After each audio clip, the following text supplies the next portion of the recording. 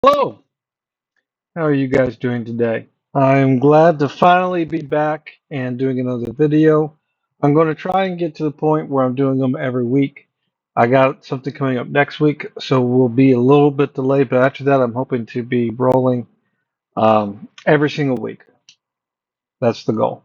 In addition to that, I'm going to be having another channel where I talk more about my personal philosophies and thoughts. That'll be a little bit different. This one I'm trying to keep it neutral, or at least allow all different sides and viewpoints to speak. So there's a little bit of difference there. But we're going to continue on. We were going over Genesis 1 and 2. In the beginning, God created the heavens and the earth. We talked about that. Now the earth was formless and void, and darkness was over the surface of the deep, and the Spirit of God was hovering over the surface of the waters. So let's talk about the Spirit of God. Now, the Spirit of God is primarily known as a wind or a breath. Um, it has some other symbologies, a fire, it can be known as. And in this instance, it's said to be hovering. And the image is sort of like a hen brooding over her chicks. It's like the Spirit is guarding the earth, I would say. It's hovering over the earth, uh, over the deep, as it says. The deed that's going to bring forth, right? So it's like the spirit is sort of in charge in this moment, or at least it's guarding, it's looking out. Um, it's interesting. I think that later on there's something that connects to this. We're going to come back, but we see the spirit acting. So we know that God's creating, but the spirit of God is the first acting. We'll talk about the earth being formless and void. What does that mean? Some people say it just means without function. Some people say it's destroyed and wasted. It seems like the most simple version of this is just to think of a blank piece of paper. A blank piece of paper is formless and void, but it's not destroyed. It's not wasted. It is prepared specifically to be used. You can interpret things the other way, but that seems to be the most simplest, straightforward. So we're going to go on to verse 3, where God says, "Let there be light." And then there was light, and God saw the light. And God called the light day, and the darkness he called night. Okay, so this is the first time we're getting time, right? We're establishing the light as day, the darkness as night. So we start with the night as the first part of the day. Then we go into the daytime, second part of the day. So the night and the day, it's a day. It's a period of time. So we are supposed to think of this as a literal 24 hours. Right? We are. A lot of people don't like that. They like the idea of it as an abstract period of time, and it can be an abstract period of time. The word yom in Hebrew can is used like the English word day, where you have an abstract period of time.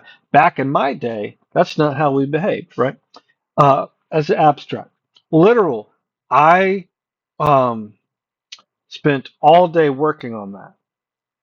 I spent 24 hours at work. You know, you can use it literally. 2 days, I'll be there. That's literal.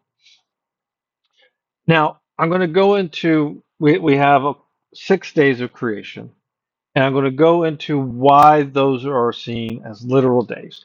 But I do want to point out that yes, it can be seen in addition to literal days as symbolic periods of time or as symbolic events.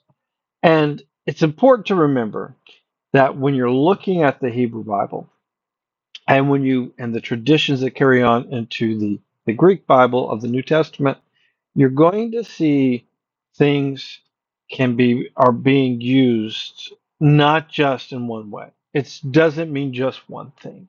And now I don't know if the original writers were intended.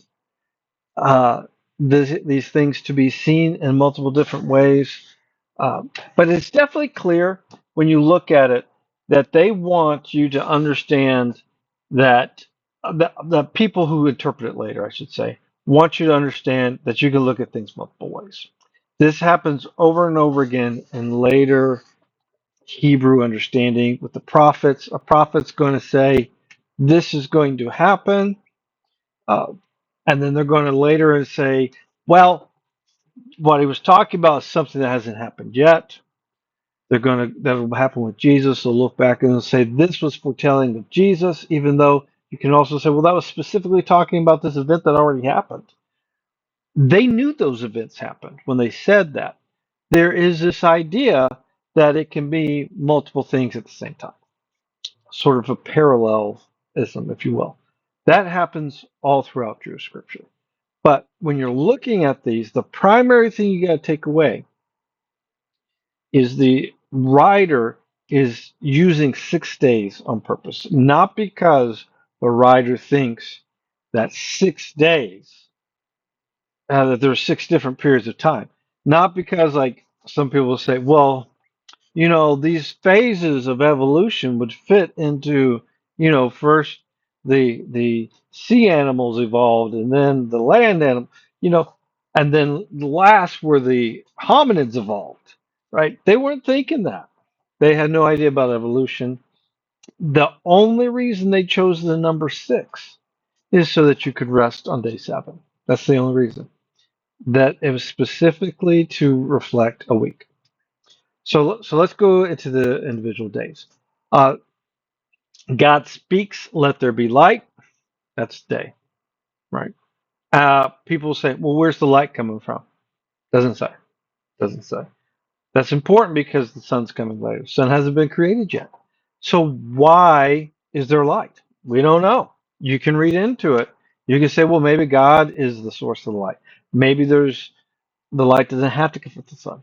But it doesn't for you can do your own interpretation, but the text is not telling you. It is not telling you where the light comes from.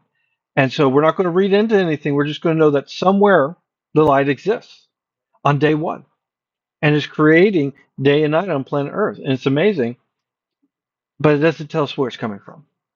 They didn't think it was important for you to know where it's coming from. They just wanted you to understand that time has started now before the sun, moon, and stars. And maybe they didn't realize that light came from the sun when they wrote this. Maybe they did and they meant something different. We don't know. Again, if you want to, you can put in your own thoughts and beliefs into this. But if we're just taking it as it is, it doesn't tell us. It just tells us that this is the first day. This is the first period of time. We're counting time. The second day, let there be an expanse between the waters to separate the waters from the waters. Okay. And he called the expanse sky. The expanse is sky. Some people call it firmament. It is the sky. Some people will tell you that there's this, that they believed it was a structure, that it was a solid surface. And maybe they did. I don't know. They don't say. They don't say. But it is clear that what they're talking about is the sky. And the reason that they thought that there was water above the sky and water below the sky is because of rain. I know, crazy. Rain fell, that's water falling from the sky. Where did the water come from? It was above the sky, and somehow it fell. I don't know. But there's also water beneath the sky, oceans, lakes, rivers, and underground water. So they're saying that the sky separates 2 sources of water. And you can say, well, that shows perfectly how mythological it is because there is no water up there. But there is water vapor in our atmosphere, there is water in the clouds. So it's important to understand that they didn't have scientific understanding, but they understood that somehow water was above the sky and coming down. And they're not trying to give you a specific explanation of exactly the parameters of the sky, and this is where the sky is, this is where the sky is not. They're not telling you that. They're not telling you any of that stuff. They're recognizing they have a sky and they have water below it, and somehow water comes down from above it. So this must have been a very early thing. God did it on the second day. The water was together. He pushed it apart so that you could have water that you use on the ground, but water can also come from above. That's all it's saying. And beyond that, we don't know. We can guess, but we don't know what they were thinking. Third day, he gathers the water under the sky, so it's water on the surface, into one place so that dry land may appear. Okay? So, of course, they had this idea, and you can see this in artifacts, that there was land in the middle and water surrounding it. And there was, later on, we'll see, through Greeks and Egyptians and different peoples, that their idea was three sections of land: Europe, Asia, and Africa. They might have different terms for that, but in the images you'll see the Mediterranean separates Africa and Europe. The Persian Gulf separates Africa and Asia. And sometimes there's another, it'll show more water somewhere. But they're separating it. That's why we think to this day that Europe and Asia are different continents. So they have this idea of these three land masses from a very early time. And surrounding these three land masses was water. This concept was universal throughout Mesopotamia, throughout the Bronze Age, throughout the Iron Age. This is how they viewed the world. Now, some people are going to interpret that as this is evidence of a flat Earth. They thought everything was flat. That's not necessarily true. The Greeks have the tradition that the Egyptians had figured out that the Earth was round, and that they learned how to figure out the spherical shape of the Earth through the mathematics of the Egyptians. And we know that the Egyptians were extremely proficient mathematicians. They used math for figuring out the angles of the pyramids, and they were very precise. So, this idea that everyone in the ancient world thought the Earth was flat, I don't buy it. I don't know exactly what the ancient Egyptians thought about it, but it seemed like they at least have the potential of knowing that the Earth isn't flat.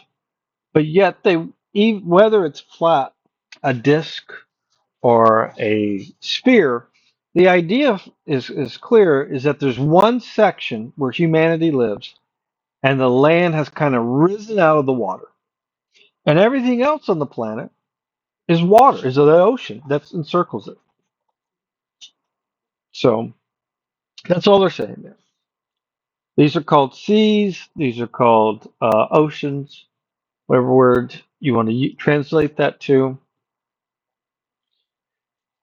And then at the same time, so he's separated land, he's going to start bringing in vegetation, bushes, seed bearing plants, fruit trees, and everything produces after its own kind. This is when you first get that. It's like they thought that the way science worked, that the way their biology worked, is that there were categories of plants, categories of animals, and you only got out. There was only one line that they could change within that line, but a pine tree is a pine tree is a pine tree. It's always going to be a pine tree. It's never going to change into anything other than a pine tree. It might look different, be a different kind of pine tree. A fish is a fish. It might look like a different kind of fish, but they're all fish. This is the idea, the kinds, right? Cats. You have cats, all cats are cats. They look different, they change over time, but all cats are cats, and every cat makes a cat. So this is what they thought. You might disagree with it, right? You might say, well, evolution tells us something different. They didn't know about evolution. They saw that every time a cat gave birth, there was another cat. But they also saw there's a whole bunch of different kinds of cats. So they sort of where they came up with the ideas of kinds. At least, we're speculating a little bit, but it seems likely that that's how they came up with this idea of kinds. And so, third day, we've got land, we've got plants, everything's great. And it makes sense that plants come first because the plants don't need animals to exist. They don't need insects to exist. Maybe pollinators, but technically, a plant could pollinate without pollinators if they were close. There are plants that don't need pollinators, right? So there are ways. So if we don't get too into the weeds, plants can exist without anything else. Fourth day, uh, let there be lights. Not let there be light, let there be lights in the expanse. Where's the expanse? It's the sky. In the sky, you look up in the sky, and you're going to see lights. What are the lights you're going to see? You are going to see, and there's going to be lights during the day, and there's going to be lights during the night. Okay, but the night has to be dark, so the lights at night to allow things to be dark. So they're also going to mark seasons, days, and years. We're using them to tell time. We're creating calendars.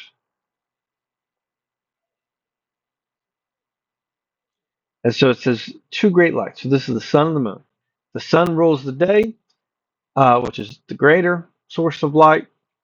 The moon rules the night. It's the lesser sort of light. And as well, he made the stars, right? And it's calling them stars. It's not calling them angels. This is important because there is an idea later on that stars are angels, but it's not saying that here. It's not saying that, and the angels are up in heaven. No, it's saying he made the moon to rule the night, and then he also made the stars, and they hang out at night. And he set these lights, he put them into the sky to shine upon the earth. All right, that's fourth day. And again, like we said, we have light prior to this. So where's the light coming from if we don't have the sun in the sky? We don't know. That's not the point they're trying to make. They're trying to make the this is all explaining there's an order to things. Things begin you need a foundation, and upon that foundation you can build up and you can add things on top of it, like mathematics. It's very, very mathematical approach, very systematic approach. It's proto scientific, I would say. This is this shows that the people writing this had a proto scientific understanding of the world, as in ancient Greece and ancient Egypt. They had these, and probably ancient Mesopotamia. I mean, they're building cities, they're building monuments. They have a basic understanding that there has to be some kind of engineering, that you have to use good practices, that you can look at what's happened before and you can figure out, okay, so we can build this on top of it. Uh, and I think it's really cool to think about that the Earth is slowly getting more complex. And if you like evolution, you want to pull this into evolution, fine. If you just want to say, well, no, this is just, you know, speaking it uh, in a single day instance that's just coming into being, fine. I mean, they wouldn't have thought about evolution; they would have thought closer to that. But again, what we are not seeing is them putting it into a specific time period. They're not saying, excuse me, they're not saying this happened 6,000 years ago. They're not saying this happened 4,000 years before Moses. They're not saying anything like that. This is a complete story that's talking about time, but it's not placing it into time. You got the fifth day. The waters are full of fish, and the skies are full of birds. And this is, I want to point out, they're not saying birds. We translate it as birds, but they're not using the word bird, not the way we mean bird. They're, they have a different way of sorting animals. And it's not necessarily wrong if you think about it.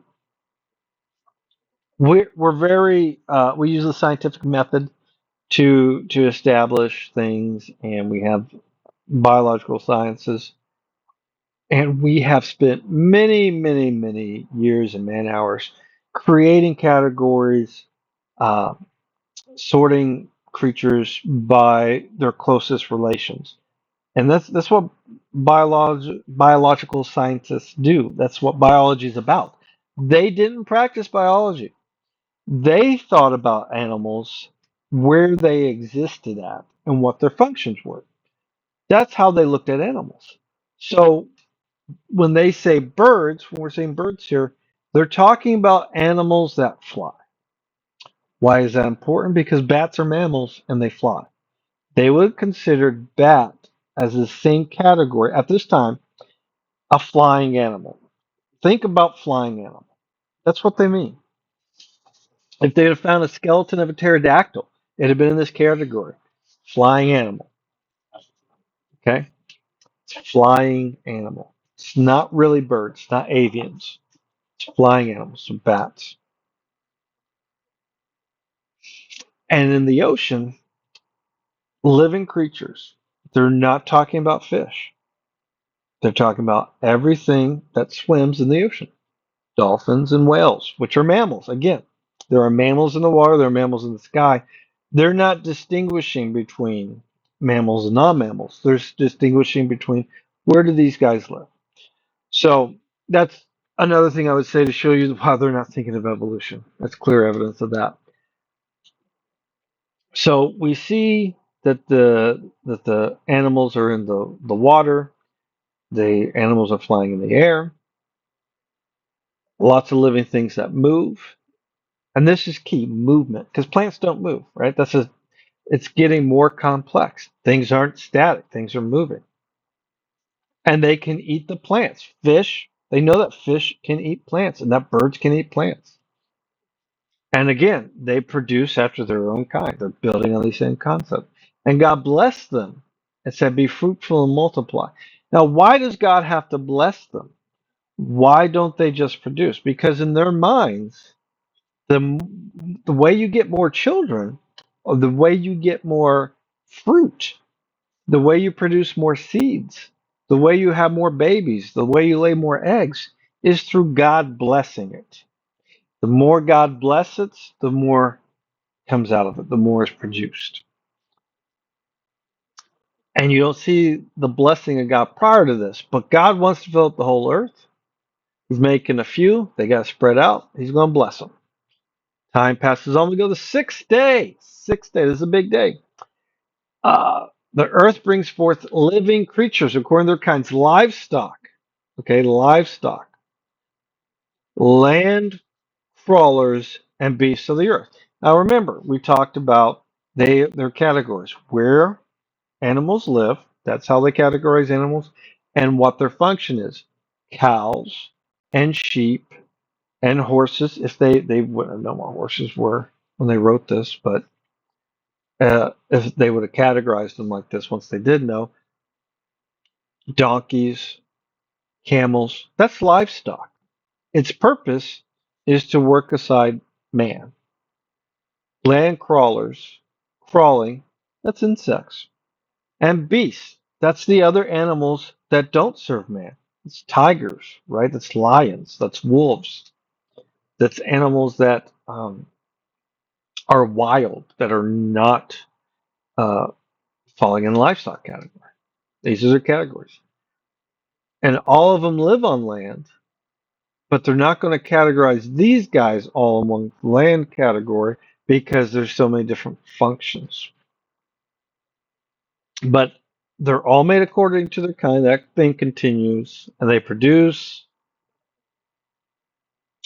And then it's not enough. They make man. Let us make man in our image, after our likeness, to rule over the fish of the sea. So whales, dolphins, fish, sharks, everything that lives in the water, birds of the air, bats included, everything that lives in the air, over the livestock, and over all the earth itself. Livestock, because livestock's made for man to use. And then everything else that's on the earth and every creature that crawls upon it. That's everything. Okay? So it's interesting. Let us make man. Now, we should talk about Elohim is a plural noun. When God is being referred here, choosing Elohim, which is plural. And God is talking to either himself or to a group of people, group of beings. But then when he creates, it goes back to the singular. And so God created man in his own image. First thing we need to know is this idea that it's not really monotheism. And I would argue, in my opinion, that there's really no such thing as monotheism coming that exists in the Bible or comes out of the Bible. We use that phrase, we use the term monotheism, and that's great. But how do you stack up monotheism when you have angels and demons, right? When they're coming under the influence of foreign gods. What are these differences between gods and angels and demons and everything, and spirits and ghosts and whatnot? We we're making distinctions that they didn't make. We're making categories that they didn't have. They would not have thought of there being only one spiritual divine being. That's not what they thought. And I don't think that's what anything in the Bible ever teaches. So I think if you're trying to understand the Bible, you got to get away from that idea of a singular divine being. Now, would suggest they are believing in a single superior divine being with multiple inferior divine beings. That I think they are absolutely believing in. And I think that that never goes away from the text. What people do with the text is different, but what's in the text, I don't think we ever get away from that. And what most scholars will point to is this is divine council imagery. This is saying that there are sort of like a family or other gods that sit in council with Jehovah, with Yahweh, and they discuss things. We will see that later on. It's going to come back up. And he is discussing this with them. Now, this is not, in the eyes of the writer, a requirement or a crutch or, oh, I have to have people, these other divine beings counsel me because otherwise I wouldn't know what to do. No, no. It is saying that we recognize that there are other divine beings. That's obvious. Everyone believes that. But they come to our God's court and they listen to him and they wait on him in his court. And then he goes out and he does it. He might include them, he might ask their opinion, but he makes the decision and he goes out and does it. And that's what he does. And he makes God in his own image. What does that mean? So this is hugely debated, the image of God thing. Hugely debated. One aspect of it is clearly the idea of legal representation. And I think legality is a big part of Genesis and the rest of the Bible. We'll get into that. But what it's saying, it's like when a sheriff deputizes someone, the deputy can go out and arrest people because he's exercising his authority that the sheriff gave him. Right? It's the sheriff's authority to do that, but the sheriff can't be everywhere, so he has deputies. It's that. It's like I'm making you a deputy of me. I rule the earth and everything that's on it. I am going to deputize you to rule on my behalf. All right. So there's something there about that, about a legal position holder, right? It's like a steward for the king. You know, he is overseeing something on the king's behalf, but he's not the king and he doesn't know that it's the king's. It's very much what's going on here. The other things that people will point to will also be the idea of he's a creator. He creates. He's creative. We create. We're creative. We build. He builds. And he has relationships. And we see that with his divine counsel. We have relationships. Okay. Um, so he's eternal. He's spiritual. We are partially spiritual and eternal to the soul. I mean, that'll come in later, but potentially that's what's saying that there's a difference between man that he is creating and animals. Specifically, I think the greatest thing that's established here that people love to point out, and that I want to point out, and definitely want people to understand and take away from this, is the idea that people are special, that human beings have value. You compare this to like the Mesopotamian creation myth, where the gods made man to be their slaves and servants. And if they get too loud and annoying, they're just going to kill them all. That's not what's going on here. They're special. They're his creation. They're like him. They're important. And each man has value. That thought, that idea starts right here and is very unique. Very unique. I don't think you see that prior to this anywhere. Maybe somewhere in the historical record before this shows up in the historical record. But this tradition, I think, is at least among the earliest traditions. So that's pretty cool. If you think that people should have value, if you don't, if you think uh, that value should not be universal and that some lives should be cheap and some lives should be worth something and some aren't, then you don't like it. But this is establishing this idea that we're all equal. This is equality. And to drive that home, God creates man in his own image. Male and female, he created them. Okay.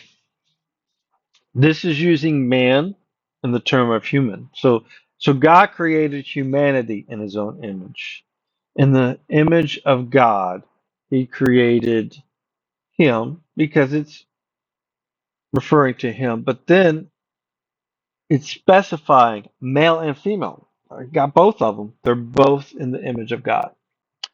It's not leaving women out. They're not inferior in this criteria. God blessed them and said to them, be fruitful and multiply. And we talked about that. We need God's blessing. In this text, it's saying we need God's blessing in order for things to be abundant and for you to reproduce. And then they begin their rulership. And then he looked at everything and he likes everything he's seeing and he's telling them what they can eat.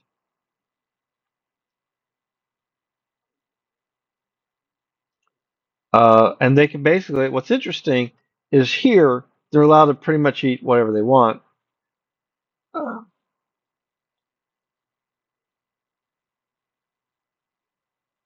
but later on, we're going to find restrictions. So that's interesting. And of course, he says it's good. And this is the sixth day, right? Very, very cool. Very interesting. But why 6 days? Why 6 days? Well, that's going to bring us to chapter 2. Genesis chapter 2, the seventh day. Why does Genesis chapter 2 start on the seventh day? Doesn't make any sense. Doesn't make any sense. Um, this is what we have. The monks did it. This is very long time ago. They set up the chapters and verses. We're going to finish the first story of the Bible. This is all a connected story, and so you will see where it ends. But let's finish the seventh day, okay? And I will read this one. Thus the heavens and the earth were completed, so everything's finished. in all their vast array, a lot of different stuff. And by the seventh day, God had finished the work he had been doing. So on that day, he rested from all his work. Then God blessed the seventh day and sanctified it, because on that day he rested from all the work of creation that he had accomplished. All right, end. That's the end. That is the end of the first story of Genesis. So the first three verses of chapter 2 should really be in chapter 1, and verse 4 should be verse 1 of chapter 2. And we're not going to go any further. We're going to stick with that. So in what we're going to find in Judaism and Israelite customs is the Sabbath. It's going to come up very quickly. This is the first justification for it. This is what they're saying. God worked for 6 days and he rested seven. And he made it sacred. He made it a sacred day. So we're going to work 6 days, and on the seventh day, we're not going to do any work. It's going to be sacred. That's the whole point. It has to be 6 24-hour days because the work week is 6 24-hour days.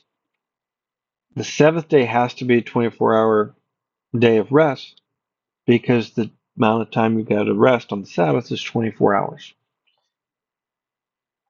So that's what's going on. That is the core. That's what they want you to understand is that they chose 6 days and then they split the different things up amongst them. Now, let's talk about authorship. We haven't gotten into that a whole lot, but I think now's a good time. So the authorship traditionally is Moses. There are some problems with that. One, within the text, it never says Moses wrote the whole book of Genesis. Doesn't say it. Two, it never says what the source of the information is. Where does Moses get this? Now we know that Moses later on, we're going to find out that he talks to God. And so you can extrapolate that, okay, maybe Moses is hanging out and God gives him all this. The problem with that, I would say, is that we don't have a smooth, coherent narrative from beginning to end for the book of Genesis.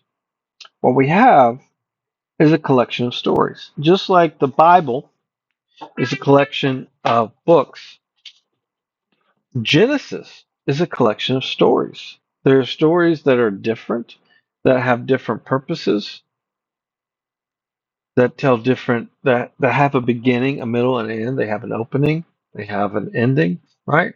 Like this is clearly God blessed the seventh day and sanctified it because on that day he rested from all the work of creation that he had accomplished. End of story. The end. It's a great ending. We had a great beginning. Let's go back to the beginning of it. In the beginning, God created the heavens and the earth. It's a complete story. If that's all you had for the creation of the earth, no, you wouldn't say, "Well, where's the rest of it?" You wouldn't be like, "Well, this is weird. We're missing something." No, it's a complete story. Now, one reason scholars will tell you Moses didn't write this, because most scholars don't believe Moses wrote this, is because one, they think Moses probably didn't exist.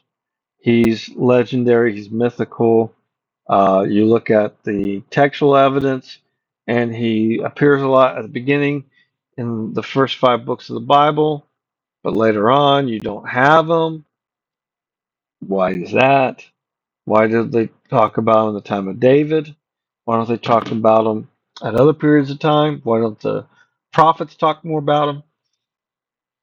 We don't know. So that's all speculation. So you can speculate if you want to on that.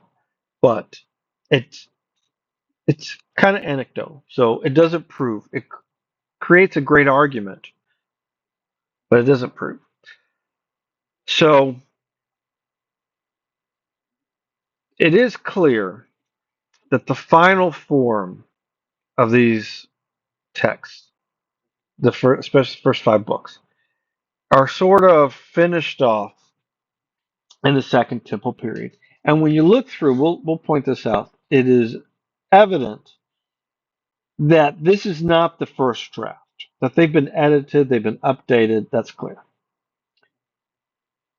But the thing I would say is just because it's been edited and updated doesn't mean that it was written during the Second Temple period, for instance. The scholars will tell you it was. Well, it was compiled, right, from earlier sources. Maybe it was. But we don't have any manuscripts showing the sources that these were compiled from.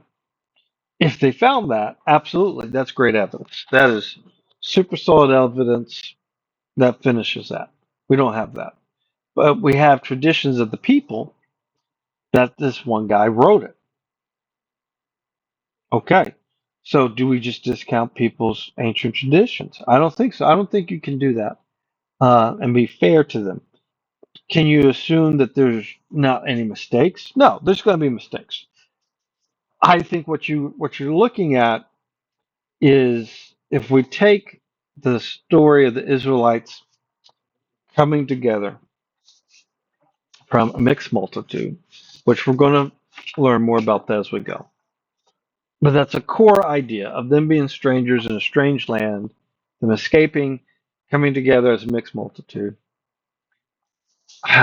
The idea is that there's mixed stories coming together, and I think that's great. And this is the first story. And I would point to it. They like to another evidence. Let's back up. Another evidence they give for Genesis being primarily, especially the first part of Genesis, being primarily uh, later, Second Temple period, is because they're going to point to the Mesopotamian myths. They're going to point to Epic of Gilgamesh and the flood story there, and they're going to use that as evidence. Okay, that is good evidence for that. Sure, that story existed in the Bronze Age, so they don't need it to learn about it then. All right, so that's one thing. So it's not a smoking gun. The other thing is the story we just read is actually extremely Egyptian. And now that's what we're going to go into. This is going to be the last part of this section. So what do I mean by Egyptian? So we're going to go, and I would encourage you, you can look on Wikipedia, you can do your own research on this.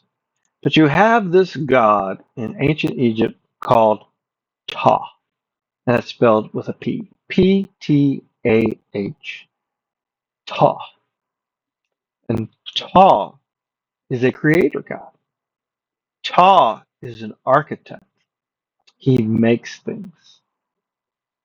He's the architect of the gods.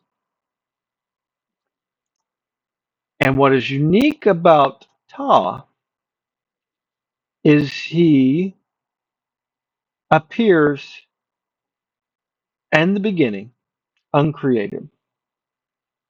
And all around him is chaos and disorder. Now, there's probably not a lot of difference in the ancient Israelite understanding of nothingness and chaos. They're probably thinking that that's the same thing or have similar ideas. They're not trying to conjure up a vacuum of space or an emptiness. What does nothingness even mean? And what is chaos? What is everything is chaos? Does if there is nothing, can everything still be chaos if there's nothing? This is crazy stuff to think about. But there's an idea that there's not an ordered, organized universe. In both cases, you you start with the universe not existing in an ordered and organized way. However you want to slice that pie, go ahead.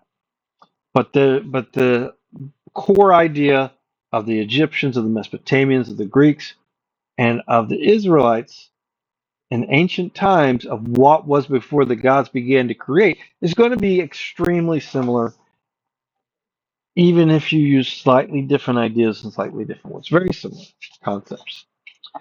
Talk comes into this, and what does he do? Does he go and he starts, spitting on the ground and making stuff? No. He speaks. Okay. And there's a good website, EgyptMythology.com, that talks about this. I'm going to quote from them. Moreover, the word plays an essential role in Ta's creativity. Through his spoken word, he brings his thoughts into existence, demonstrating the sacred link between language and reality. All right, and this is in a very ancient text in Memphis, Egypt. So Ta is doing something very similar to what Yahweh's doing. He's speaking the world into existence. It is the word that creates.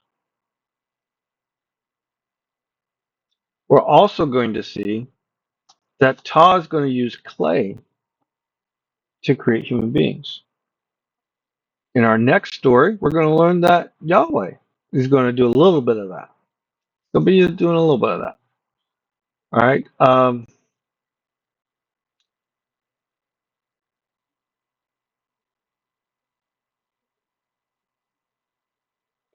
It also, we have in other Egyptian myths, we have the land emerging from the water. You have the egg, the sacred egg,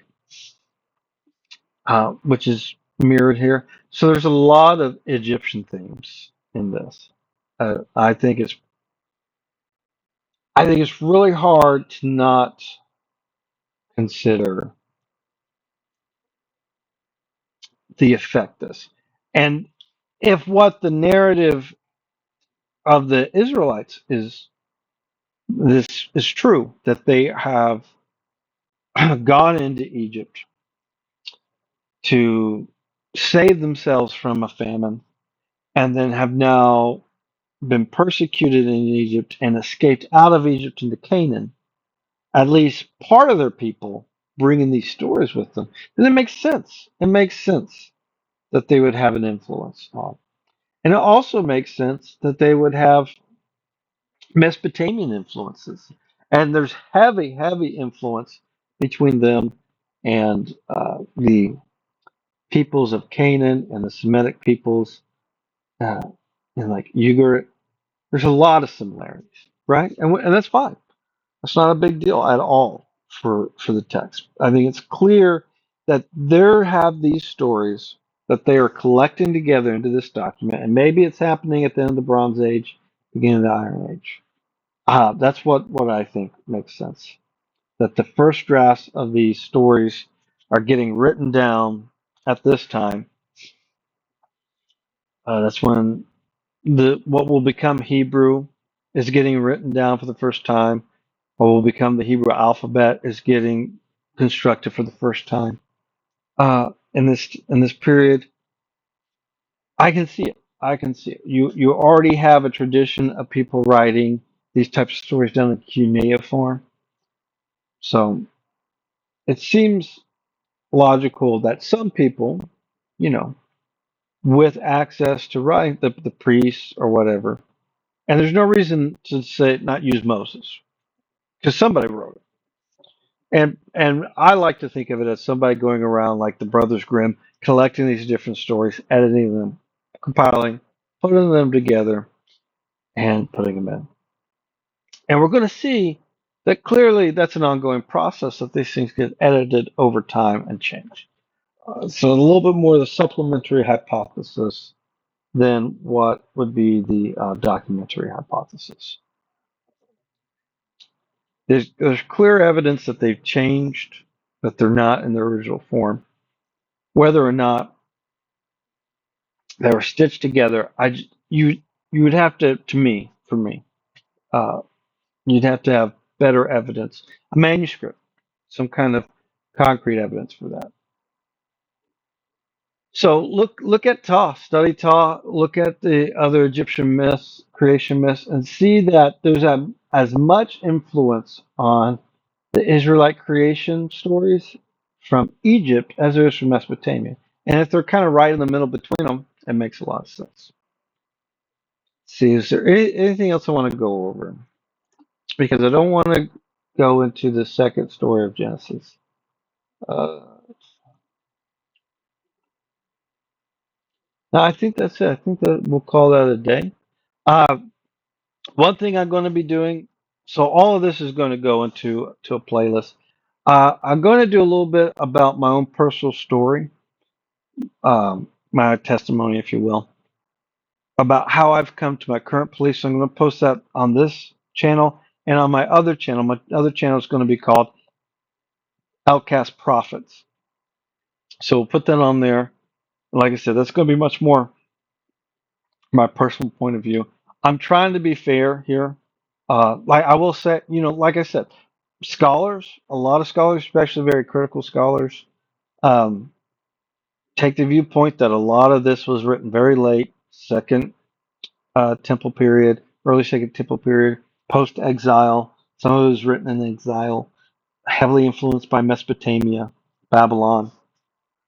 And there's definitely some truth to that. We just there's not enough information to come down definitively one way or another. That's what I would say. You can't know. You cannot know exactly. There's good evidence for the documentary hypothesis, but there's also good evidence for it to not be the documentary hypothesis. There's problems either way. There's good evidence for a supplementary hypothesis, right? A documentary hypothesis, a couple different documents stitched together. Supplementary hypothesis, original core that's added onto and edited over time. And maybe there's something else other than those two. But I mean, it wouldn't surprise me to find either one to be true. It wouldn't. I I would love for some new evidence to come to light so we can definitively say. And I have no problem. I got no skin in the game. It's the same thing either way to me. It doesn't matter. I don't think that you have to have a divine origin or a single authorship for this to be impactful for you, for it even to have contain truth, right? Depending on how you define truth, but it can have spiritual truth even if it was constructed yesterday, even if it was written 1,000 years ago, just whole cloth. Some people have a problem with that. That's personal. Uh, you know, personal approach to the text. But I'm just trying to give all sides look at it and see what the most honest way of looking at it is. All right. So look forward to my personal story later, and then you'll see some videos about my take on things. Well, I appreciate you guys' time, and I'm looking forward to being back with you guys in 2 weeks and continuing our journey. And hopefully, I'll get the next story done. Bye.